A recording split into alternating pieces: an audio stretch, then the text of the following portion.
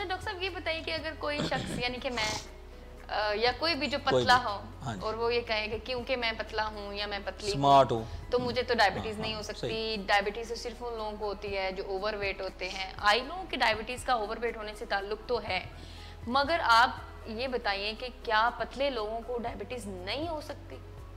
ऐसा बिल्कुल नहीं है। टाइप 2 जो डायबिटीज़ है उसकी आम एसोसिएशन मोटापे के साथ ज़रूर है, लेकिन ऐसा नहीं है कि जो जिनका वेट नॉर्मल हो या स्मार्ट हो उनको डायबिटीज़ नहीं हो सकती।